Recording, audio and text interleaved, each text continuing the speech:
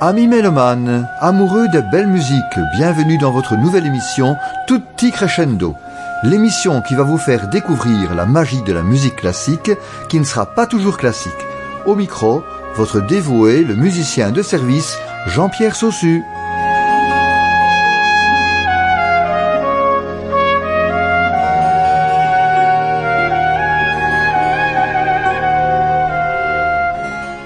Fidèles auditeurs de Tutti Crescendo, bien le bonjour, ravi de vous retrouver sur les ondes du 106 FM Namur pour partager une émission spéciale avec le philosophe des sciences Bernard Feltz, biologiste, professeur émérite de philosophie des sciences à l'UCL, conférencier, auteur de nombreux ouvrages. Bernard Feltz nous livre son analyse critique des multiples crises qui secouent notre monde aujourd'hui. Climatique, migratoire, sanitaire, démocratique, sociétale, philosophique, religieuse. Il porte un regard acéré, aiguisé, rigoureux, sans complaisance, un déchiffrage de réalités très complexes. Ce Tutti Crescendo sera des plus enrichissants et des plus éclairants. La fantaisie pour piano à quatre mains, en fa mineur de Schubert, va venir ponctuer ses interventions. Le déchiffrage de Bernard Feltz, c'est maintenant. Bernard Feltz, bien le bonjour. Bonjour. Merci d'avoir répondu positivement à mon invitation de venir déchiffrer les multiples crises qui secouent notre monde contemporain.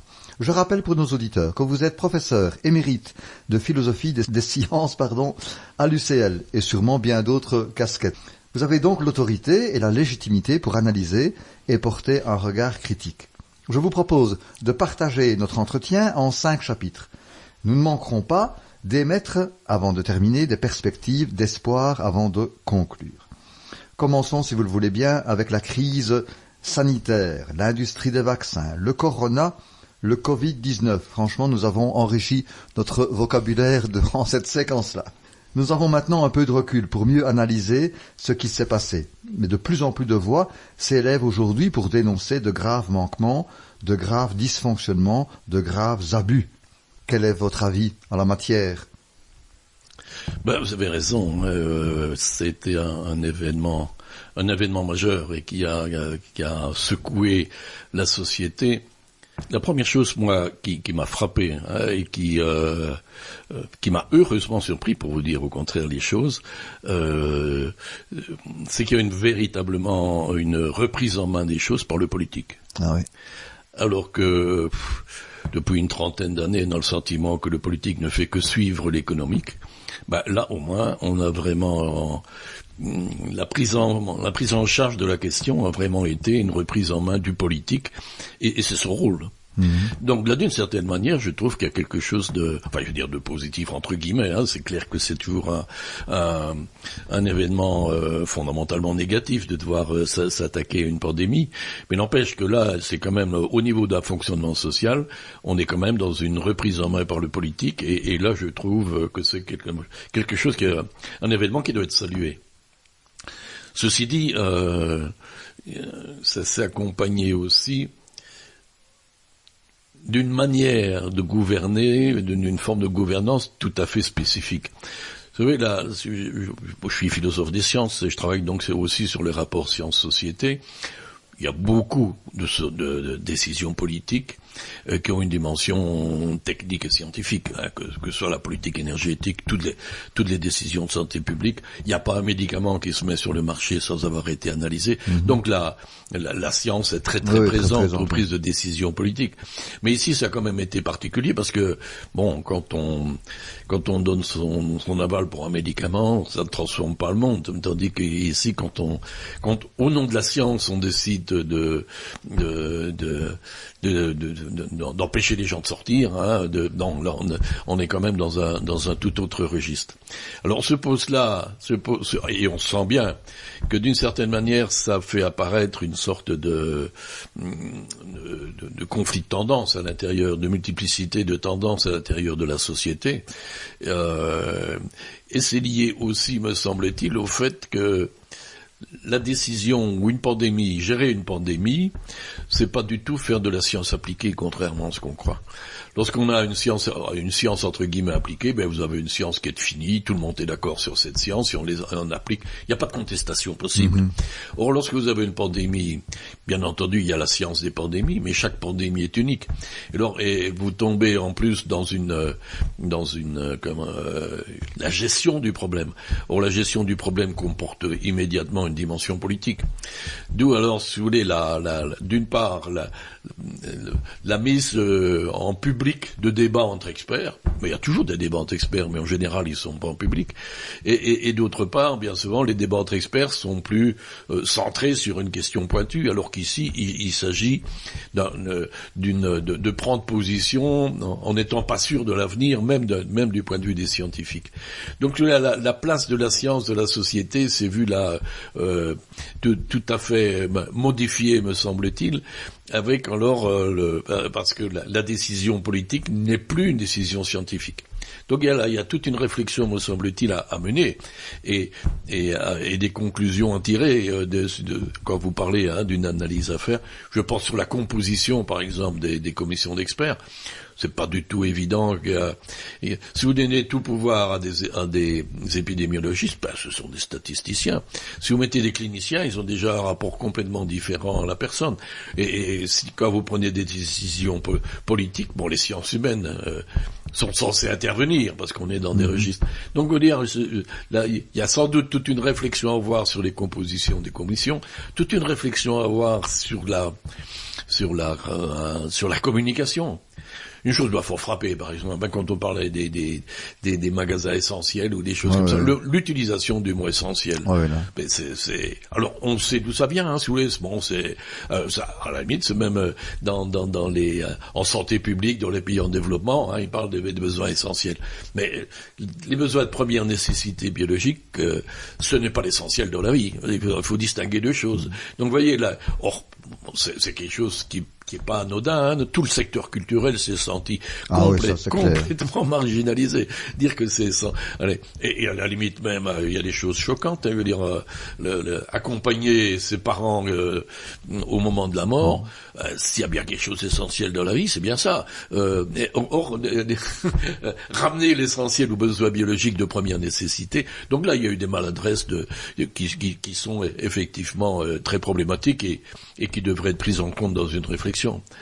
Alors il y a une troisième chose qui me paraît aussi importante à dire, c'est que d'une certaine manière, au fond, la culture occidentale depuis une cinquantaine d'années se perçoit, implicitement souvent d'ailleurs, mais se perçoit quasi comme invulnérable. Et l'expérience de la vulnérabilité, c'est qu'il y aurait presque une expérience, je dis pas banale, mais en tout cas fondamentale et courante de la vie humaine. Donc au fond, faire une expérience au niveau social. On sait bien que chacun est amené à mourir. Donc là, je veux dire, c'est d'ailleurs un élément fondamental de la condition humaine. Mais on avait une sorte d'euphorie au niveau sociétal, comme quoi, au fond, la culture occidentale conduit à une sorte de sécurité complète, quoi. D'une certaine manière, on était invulnérable, en dehors des phénomènes militaires. Mais voilà que là on expérimente on redécouvre une vulnérabilité, et là je pense que c'est une remise en question tout à fait fondamentale. C'est un autre regard sur l'existence. Et probablement salutaire. Et probablement salutaire, qui rejoint à la limite l'ensemble de l'humanité. C'est plutôt une exception un peu bizarre que pendant 40 ans d'avoir eu l'illusion qu'il n'y aurait plus de problème, au fond, qu'on était dans une culture parfaitement protégée. Mais alors ça renvoie aussi, à ce qu'on appelle la crise de la modernité, mais ça c'est que d'une certaine manière, si vous voulez, c'est tout le débat autour de la raison, mais ça ne mène loin par rapport à cette simple question du Covid, parce que c'est ça au niveau du contexte général de la culture occidentale. je ne sais pas si on en parle là maintenant ou si vous préférez en parler plus tard, mais c'est, au fond... On a mis la raison sur un piédestal. Oui, on a mis la raison, et a raison. Oui, mais le XXe siècle, c'est quand même la découverte de la finitude de la raison. Hein. On voit ça dans les guerres mondiales. Prenez les guerres mondiales, c'est quand même l'Allemagne, la France, l'Angleterre, la Russie, ce sont des pays de pointe sur le plan de la culture et bon vous savez les grands penseurs qui ont lancé la modernité, quelqu'un comme Kant allait jusqu'à parler de la paix perpétuelle, hein. Au fond, en se disant, bon, si les êtres humains sont des êtres de raison, quand des êtres de raison ont des problèmes, ils discutent. Au fond, recourir à la violence, c'est une forme de faiblesse. Ah oui, c'est clair. Et c'est une forme d'inconscience ça on voit bien, on en parlera. Oui, ça, de la force de l'humanité. Hein. Ah oui, bon, mais alors donc ça c'est. Mais alors, un autre domaine où la raison montre ses limites, c'est la colonisation. Vous savez, la colonisation avait une dimension, je dirais, à la limite salvatrice. On allait porter les lumières de la raison à des gens qui étaient encore dans l'obscurantisme. C'est un côté paternaliste. Ah oui, la raison, le discours occidental sur la raison est un discours paternaliste, c'est sûr. Puis vous prenez le 19e siècle, toutes les philosophies d'histoire du 19e siècle parlent non pas de culture occidentale, mais de civilisation. Hein. On était à la pointe avancée de la civilisation et toutes les autres cultures étaient derrière nous, entre guillemets. Hein. Donc et ça c'est une présupposition terrible parce qu'au nom de la raison, on a créé des injustices mais d'une trivialité énorme. Donc là je trouve. Donc si vous voulez, la crise du Covid ne fait que révéler en plus, si vous voulez, cette illusion d'une raison omnipuissante capable de résoudre tout, hein, et de voir les choses dans une dynamique quasi transparente. Alors cette expérience de la finitude qu'a fait la culture occidentale me semble une des dimensions de la crise de la modernité qui caractérise le XXe siècle. Très bien. On va proposer à nos auditeurs des petites respirations musicales. Et vous nous proposez une œuvre de Schubert. Je vous laisse la présenter. Oui, c'est la Fantaisie à quatre mains qui est un morceau assez connu des mélomanes. Hein. Mais alors, pourquoi Schubert? Au fond, Schubert est mort très très jeune, hein, et il savait qu'il allait mourir. Il savait atteint d'une maladie fatale, et sa musique est imprégnée de cette conscience d'une mort à venir, mais assez proche, mais aboutit de manière à une certaine sérénité. Hein. Je trouve que j'aurais pu essayer de trouver des musiques un peu pathétiques, mais je pense que on est dans une situation sociétale critique. Hein. Il ne faut pas avoir peur des termes. Mais en même temps, il me semble qu'il y a moyen d'aborder les choses avec sérénité. C'est quand on aborde des choses avec sérénité que l'on trouve les solutions et que l'on est capable de mobiliser. Il y a des discours catastrophistes bon, peut-être, mais en tout cas, il m'a semblé préférable de proposer une musique à la fois très très marquée par la condition humaine et ce qu'elle a de difficile, mais d'autre part aussi apaisée. Très bien. Eh bien, découvrons avec nos auditeurs.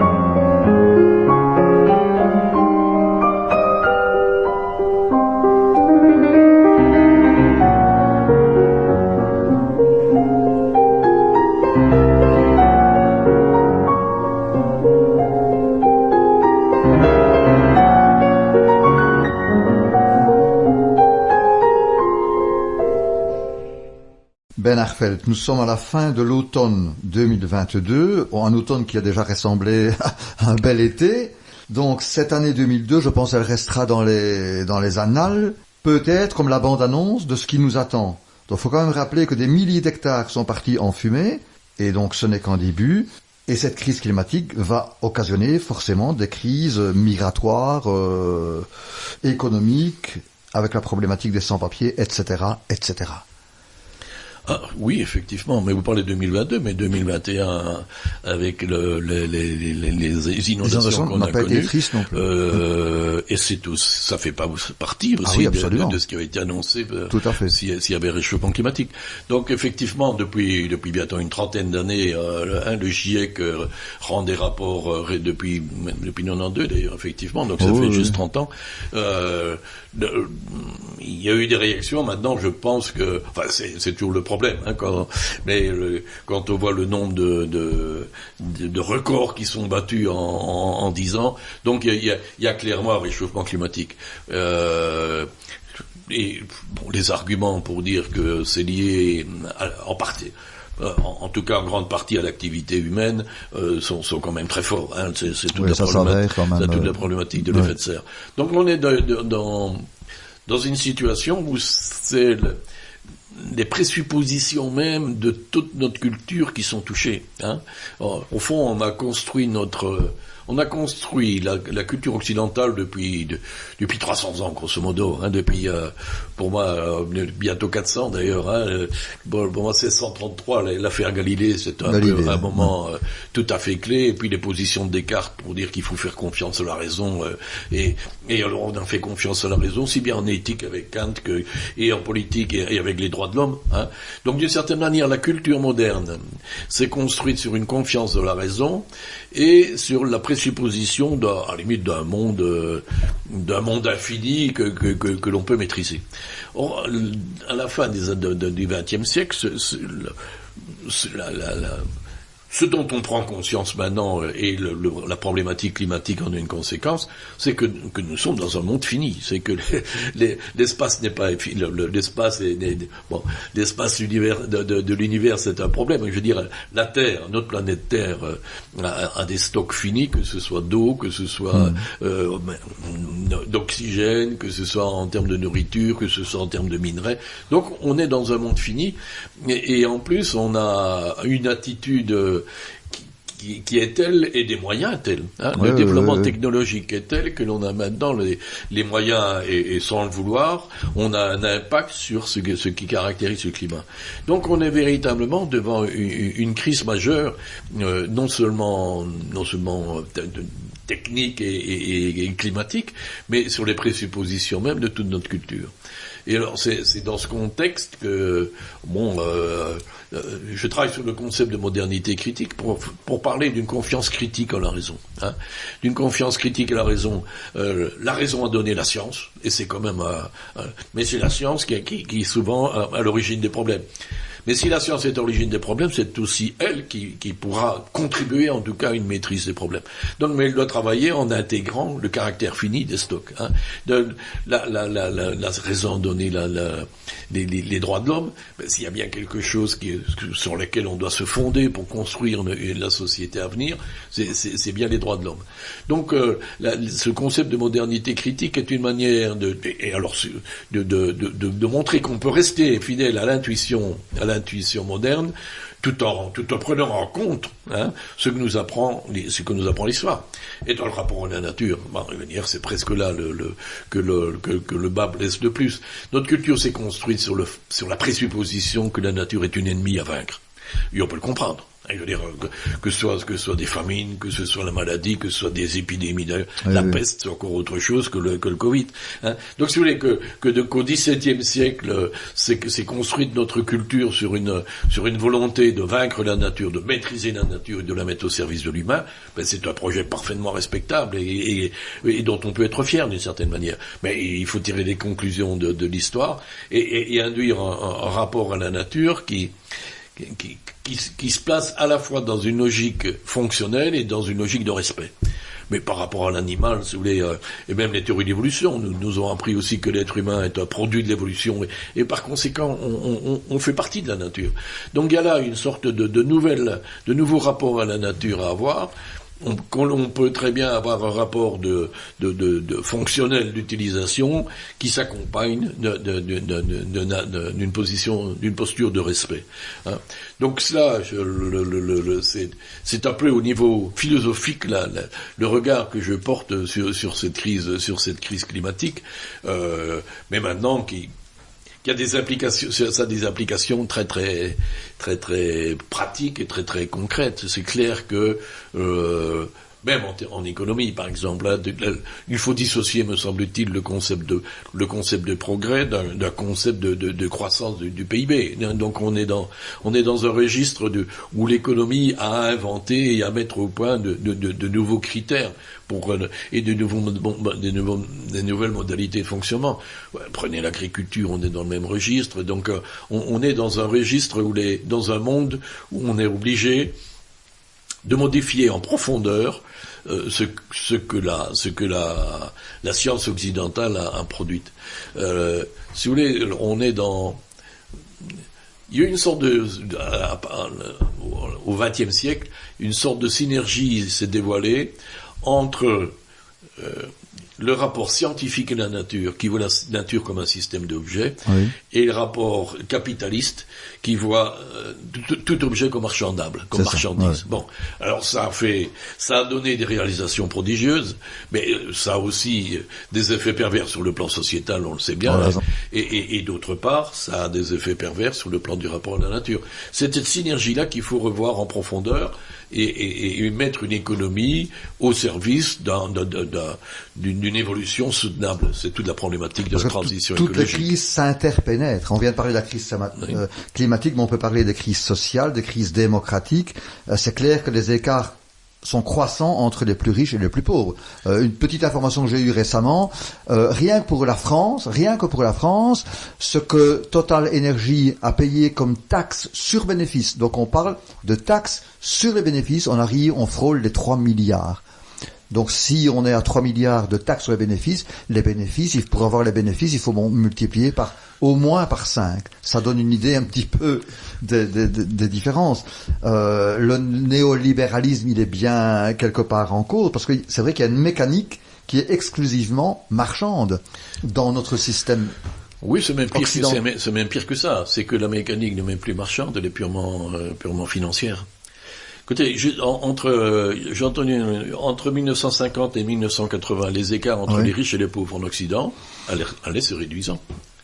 Donc il y a eu, lorsque vous avez une économie articulée à l'industrialisation, à un fonctionnement économique, et que vous avez des responsables d'entreprises qui ont un sens de responsabilité sociétale, et vous avez aussi le rapport de force avec les syndicats, tout ce que ça a donné entre 50 et 80, il y a effectivement la nostalgie du plein emploi, mais il y a aussi surtout la mise en place de mécanismes sociaux et de mécanismes économiques pour réduire la disparité entre les plus riches et les plus pauvres.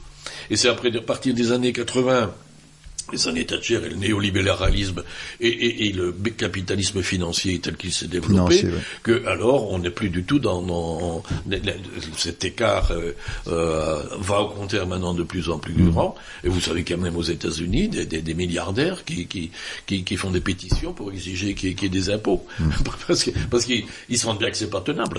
Le Front monétaire international a fait des recommandations disant que les écarts et que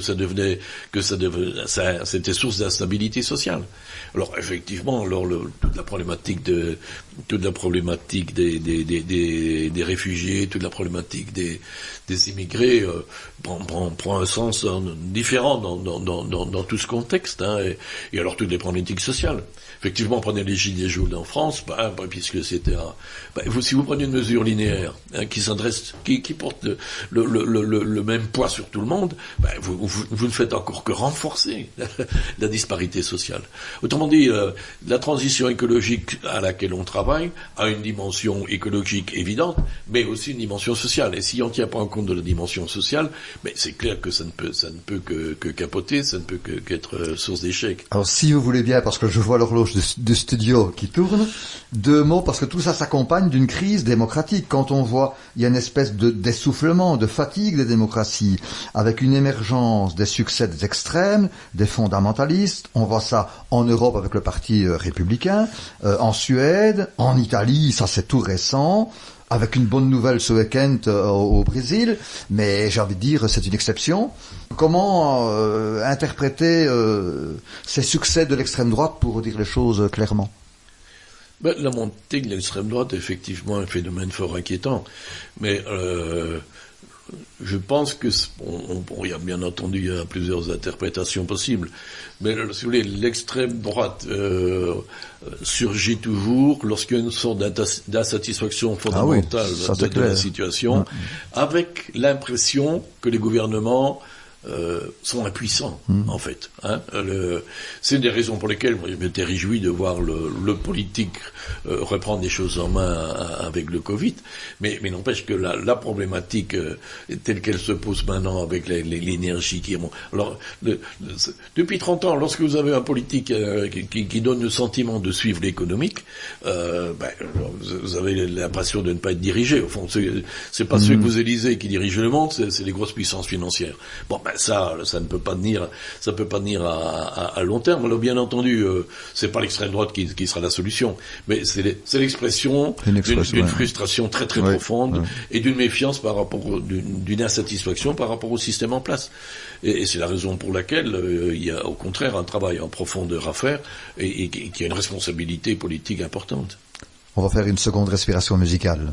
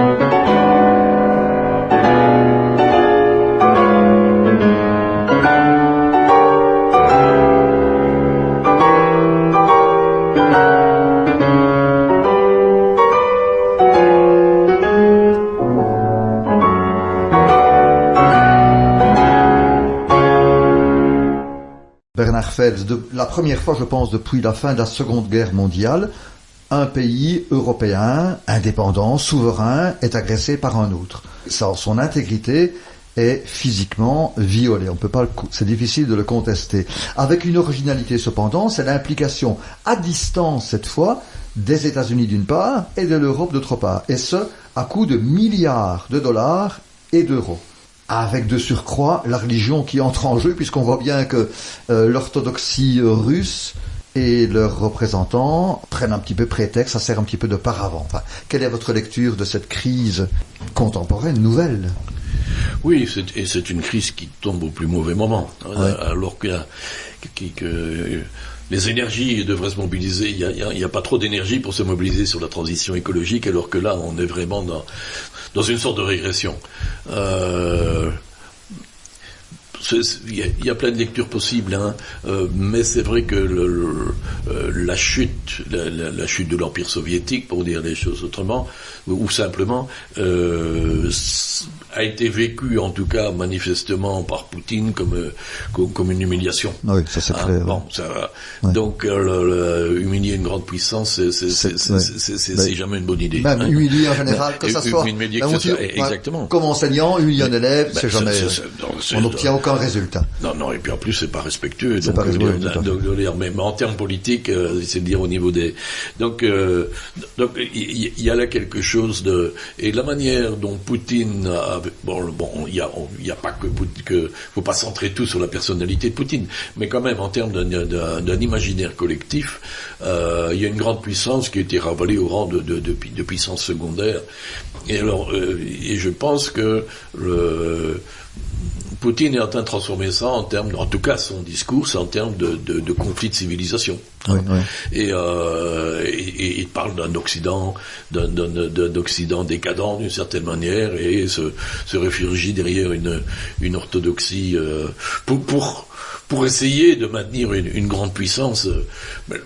Économiquement, la Russie n'est pas une grande puissance, mais c'est une grande puissance militaire. Hein. Donc au fond, j'avais lu ça déjà dans les années 80, j'avais lu dans Le Monde en disant au fond, la Russie n'est grande puissance que militaire.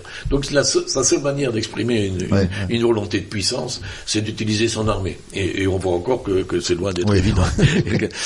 Donc c'est très problématique parce que bien entendu, c'est la puissance nucléaire qui lui fait ça. Et on se rend compte que les puissances traditionnelles, enfin je veux dire la technologie non nucléaire, ils sont pas plus au point que d'autres. Donc ça en fait quelque chose de très dangereux. Ça en fait quelque chose de très dangereux. Et donc de laquelle Poutine ne peut pas se permettre, et même en termes, je dirais, d'imaginaire collectif, hein, d'identité collective, la Russie ne peut pas se permettre d'être humiliée là. Alors qu'elle est bien partie pour l'être. Donc, mais d'où cette montée en puissance, hein, et ce changement de stratégie qui devient maintenant absolument immonde, hein, parce que il essaye quelque part de rendre la vie civile impossible. Hein, c'est très clair, hein, en touchant tous les. Donc on est vraiment dans le pourrissement d'une situation très difficile.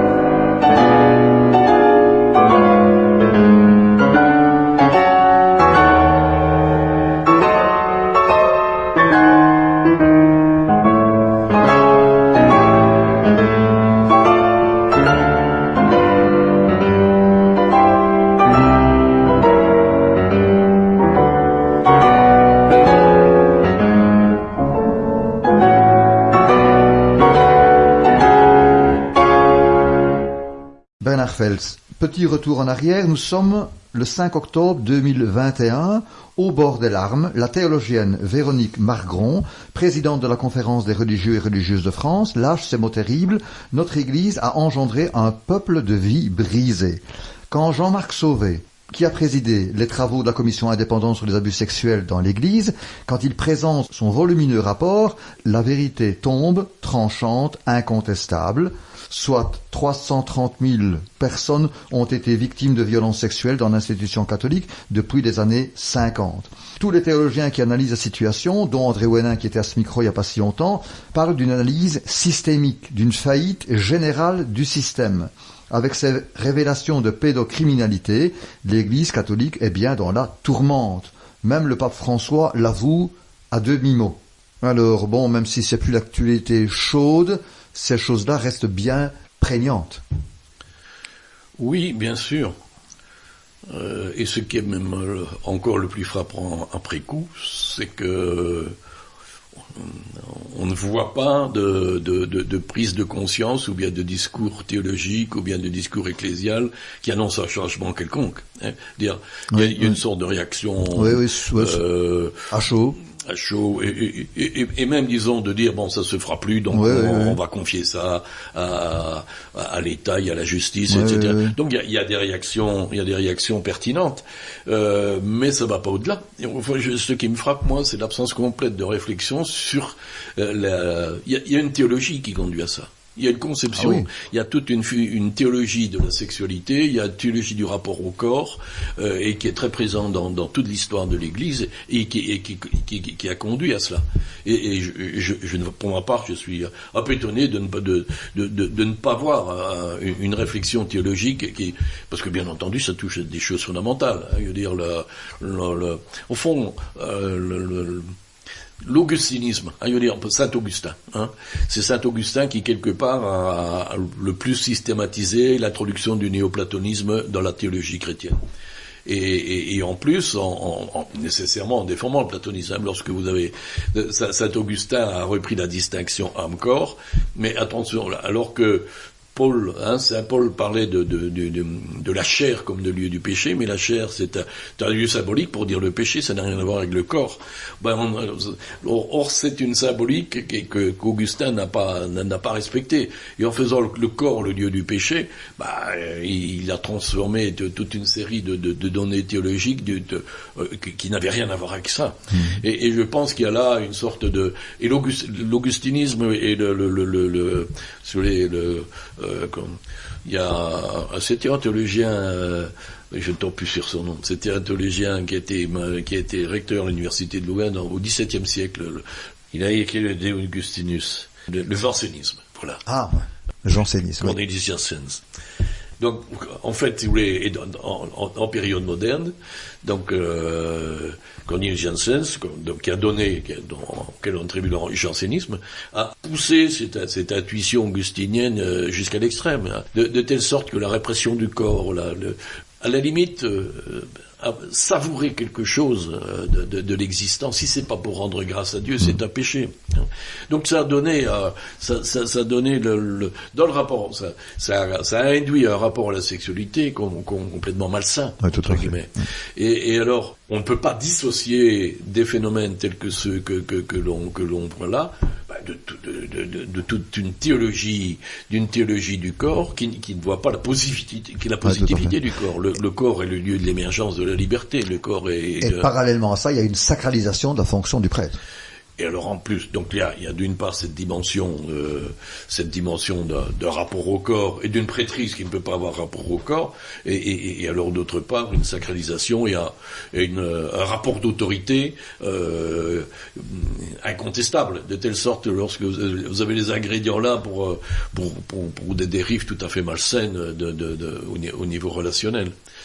Mais sur ce plan-là,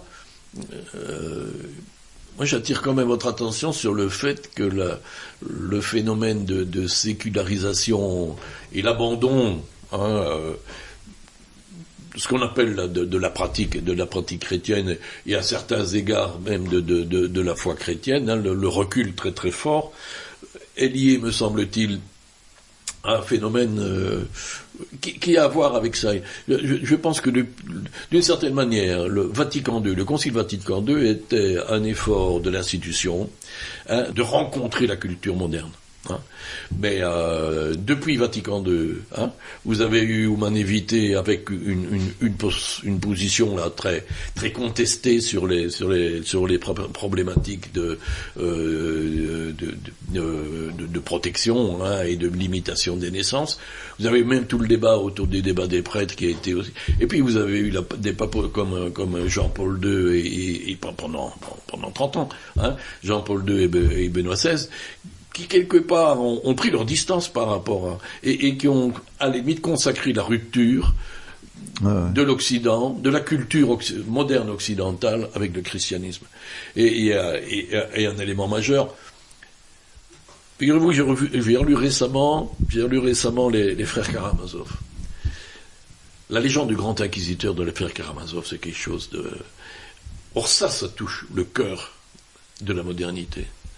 Au fond, le Dieu que Jésus est venu annoncer n'est pas un Dieu qui voulait penser à la place des gens, mais qui essayait de mettre en valeur les gens et leur capacité de penser. Voilà.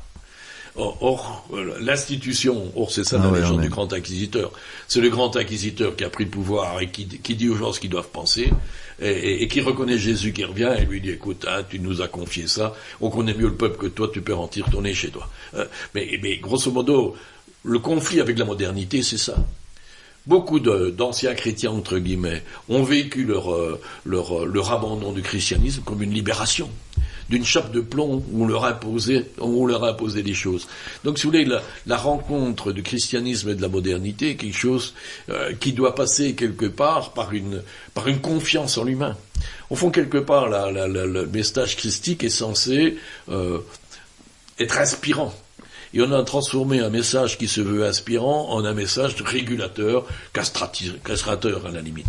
Or là, je pense qu'il y a un impensé fondamental du rapport entre foi et culture occidentale. Ouais. Juste une réflexion pour terminer, ça se concrétise soit par des mises à l'écart de gens qui sont trop critiques, donc on les exclut, soit que eux-mêmes, je pense à des personnes particulières, des prêtres très engagés, des théologiens à la pointe, qui d'eux-mêmes se mettent à l'extérieur et se retirent de l'institution. Donc ça pose évidemment de grands problèmes.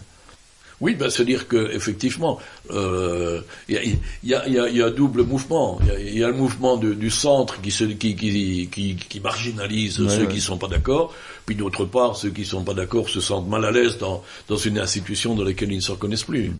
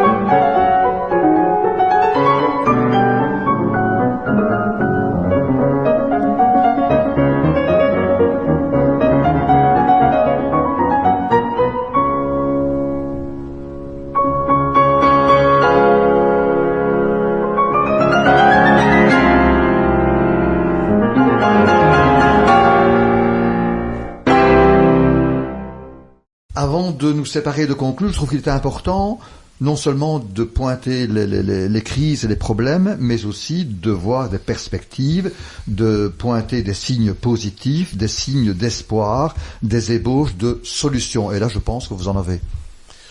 Du signe d'espoir, oui, ça me paraît assez clair dans tout ce contexte.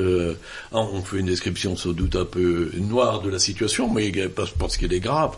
Mais depuis une cinquantaine d'années, on pourrait dire qu'il y a quand même eu des avancées, des avancées oui, tout à fait importantes. Je n'insiste même pas sur les avancées techniques, mais c'est pas un détail dans l'histoire de l'humanité. Regardez toute la puissance technique qu'elle est capable de développer, et même les aspects communicationnels, l'intelligence artificielle ou des choses comme ça, bien entendu ça pose problème, mais n'empêche que ça se place dans une perspective globale d'évolution positive de l'humanité. Un autre exemple qu'on cite trop peu, me semble-t-il, c'est sur le plan juridique. Regardez la condition de la femme en Europe occidentale et aux États-Unis en tout cas, même sur le plan juridique. Donc il y a 50 ans, ça. Alors bien entendu, il y a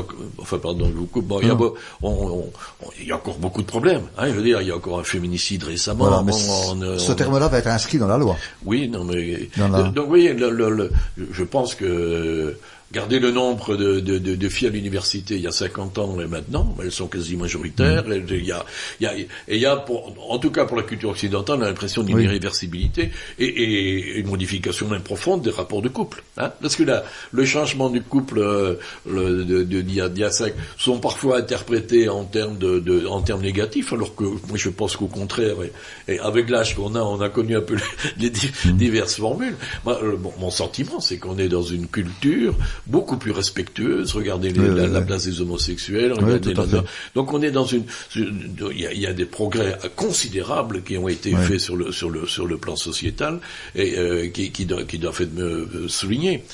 Et enfin, même dans le domaine de l'écologie, il y a quand même une chose me frappe très fort. C'est mon sentiment, c'est que la société civile est mûre et travaille en profondeur toute une série de choses. Regardez, il y a les manifestations, mais à côté des manifestations, il y a aussi les formes des différentes d'agriculture, de commerce, les circuits courts. Il y a toute une dynamique sociétale qui est tout à fait positive et qui est tout à fait qui est tout à fait encourageante. Sans compter aussi, prenez toute la problématique des droits de l'homme. Les droits de l'homme, ça date de 1948 quand même. Et en termes d'affirmation. Donc, pour ma part, je trouve qu'il y a une effervescence sociale, et je disais que la société civile, dans ce sens-là, fait montre d'une imagination. Ce qui est plus inquiétant, au fond, c'est des résistances, mais les résistances, c'est les gens qui ont le pouvoir. Les grosses puissances financières. Regardez la manière dont les compagnies pétrolières, alors il y a dans tous ces niveaux, il y a des gens qui sont lucides, mais qui restent encore marginaux. Moi, il me semble qu'une des difficultés, c'est la tension croissante entre les grosses puissances financières qui ont une influence considérable, bien entendu, dans les décisions politiques, et d'autre part une société civile qui demanderait ce changement, parce qu'elle se rend compte, les gens pensent tout simplement à l'avenir de leurs enfants, et là on est quand même dans des registres très préoccupants. Et on voit dans l'histoire, vous me direz si ma réflexion est juste, les basculements, les grands changements ont souvent été initiés par des minorités agissantes qui sont parvenues à convaincre une majorité. Oui, il y a toujours effectivement, c'est rarement le cœur qui change lui-même spontanément. Il y a peut-être une exception d'une certaine manière, c'était Gorbatchev, qui a tenté de mener la réforme et qui a été capable de dissoudre pacifiquement, entre guillemets, forcé mais effectivement, dans une dynamique sociétale, il y a des résistances au changement, ça paraît évident, et qui c'est qui résiste le plus au changement? Celui qui profite de la situation antérieure. Mais là, il y a une sorte de court-termisme des forces économiques Pas toutes, parce que bien entendu, il y en a qui anticipent au niveau des énergies alternatives, mais on sent bien qu'il y a une résistance très forte de l'ancien modèle, mais l'urgence est telle que je pense que même à ce niveau-là, les choses sont en train de changer. Est-ce qu'on peut conclure sur l'idée d'espérance, une idée qui était chère à Jean Ladrière, célèbre philosophe belge qui vous a précédé à l'UCL, qui était pour lui la structure fondamentale de l'expérience humaine? Oui, avec cet aspect... c'est un concept, il y a le principe expérant. Si vous voulez, c'est la pensée post-marxiste qui est intéressante dans ce sens-là. D'une certaine manière, qu'est-ce qu'on a reproché au marxisme, et je pense à raison sur certains plans, d'ailleurs même à Hegel, par la raison, on aboutit au savoir absolu et à une sorte de système parfait sur Terre. Or, la problématique de la finitude de la raison nous apprend que le système parfait sur Terre, ça n'existe pas. Donc, d'une certaine manière, le monde ne sera jamais parfait. Mais travailler à l'améliorer, c'est une manière de... En termes mathématiques, on pourrait dire que ça sert à rien, on n'y arrivera jamais. On ne sera jamais à la perfection. Mais c'est pas parce qu'on ne sera jamais à la perfection qu'on ne peut pas améliorer. Tout à fait. Donc je pense que notre condition humaine, aussi bien en termes personnels qu'en termes collectifs, s'inscrit dans une histoire qui veut, au fond, qui s'articule une utopie. Je veux dire, le concept d'utopie est plus neutre que le concept d'espérance, qui est parfois fort marqué de connotation théologique. Mais si vous prenez le concept d'utopie, mais qu'est-ce que c'est qu'une utopie? C'est un monde idéal que l'on souhaite, en sachant qu'on n'y aura jamais, mais n'empêche que c'est une balise par rapport à laquelle on peut mesurer le concept de progrès. Une société où il y a plus de milliardaires, mais aussi 3 fois plus de gens qui crèvent de faim, c'est pas une société que l'on cherche. Ça va pas dans le sens de l'utopie. Donc, d'une certaine manière, le concept d'utopie inscrit l'histoire et donne une référence d'évaluation d'une évolution. Pour parler de progrès, il faut une évolution dans le sens positif. Donc, je pense pour ma part, je reste convaincu de l'importance d'un concept de progrès, parce que il s'agit de mobiliser donc il me semble qu'effectivement viser une amélioration du monde en sachant qu'on n'atteindra jamais la perfection, mais notre condition individuelle s'inscrit dès lors dans une dynamique collective très positive. Ça c'est très important. Bernard Feltz, un immense merci pour votre déchiffrage, pour votre lecture de ces différentes crises, pour l'apport de vos réflexions très très pertinentes. Merci à vous. Merci aussi, merci de m'avoir invité et bonne soirée.